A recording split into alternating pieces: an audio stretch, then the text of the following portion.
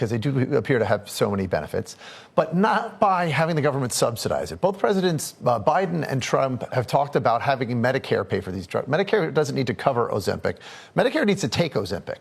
What we need to be doing to get these, to make these medicines more widely available is eliminating the government regulations that require people to get prescriptions before they access them.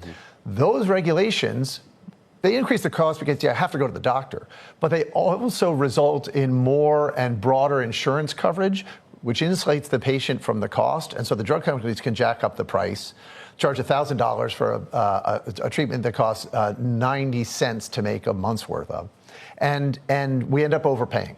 But if you move it to if you eliminate those regulations, then some of these drugs will move to over-the-counter status, and people will be paying for it out of their own pocket. And that's when you get the price competition that drives the prices of these drugs down to marginal cost, or 90 cents per month, and that will bring these drugs within the reach of people, and so they won't need government subsidies to access them. We wanted to find out how people actually think about these GLP-1 drugs, and how they perceive them can actually, of course, depend on how they're being used, as you were just saying.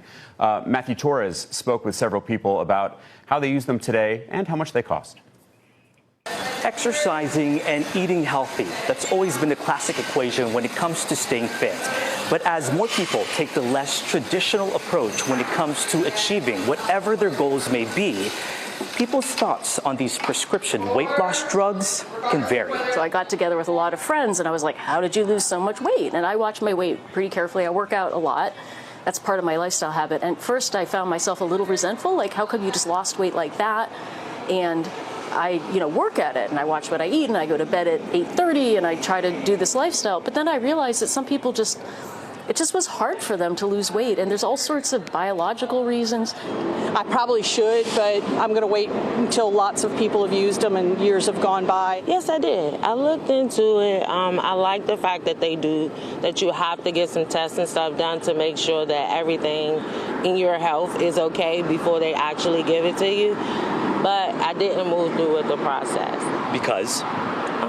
Just wasn't for me. Just wasn't for me. I feel like naturally, like working out, running, healthy routine, eating healthy, stuff like that, that will help you keep the weight off. I think that's great for them. And then I do think, unfortunately, there's people who maybe don't necessarily need it and then they're taking it. If they're doing what they're saying they're supposed to be doing, and insurance companies are willing to cover those, and I don't see if there's anything wrong with that. Oh, insurance companies for sure should definitely pitch in for that, for those who need it. It's definitely pricey. I feel like I don't know why they're charging us. I feel like it should be like a trial to see if you understand how it does first before actually paying for it. Insurance coverage for GLP-1 branded drugs can be spotty, leading to an uptick in what's called compounded versions, sold online at a much lower cost. They are not FDA approved, but according to a Gallup survey, 20% of its users had purchased a compounded medication before. Matthew Torres, Al Jazeera. Difference. We have ideological differences. Michael and I get along very well, as you could probably tell, but we don't agree on a lot of things. I do not believe that Medicare should not cover these drugs. Right now, we have Medicare. In a different world, maybe that he envisions, maybe we wouldn't have Medicare in the form we have it now. But we know this drug is helping people. We know it's expensive. And we know that treating diabetes and the complications of diabetes, which can be very severe, amputations and lots of bad stuff, to use the correct clinical term, right? That's expensive. Keeping people healthy is a goal. So would I like to see the costs come down? Yes, I would like to see the costs come down. I'd rather have there are more coming on the market. There's another generation. I don't know how fast it'll come on the market, but there's something else that's there's several things in development. There may be other kinds of drugs that aren't exactly like GLP-1s, but that are sort of in the same family. So I think we'll see more of these kinds of drugs fairly quickly, so greater competition.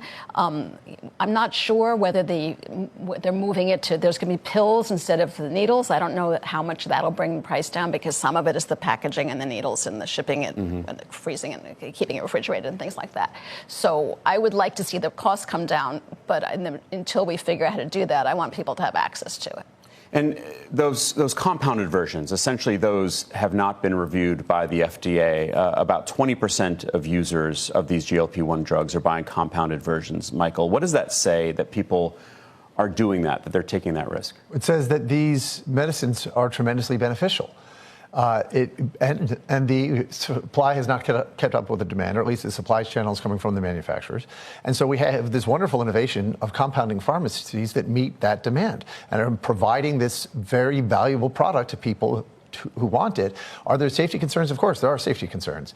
But the real question here is, what are the net costs and benefits of what some people want to do, which is prevent the compounding pharmacies from offering these medications at all, or have the FDA restrict how often, in what circumstances they can provide these medications.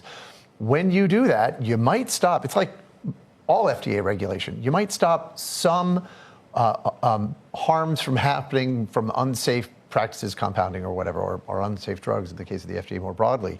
But that comes at the cost of denying access to beneficial medicines to a much larger number of people, so that the amount of, so you end up doing more net harm than good.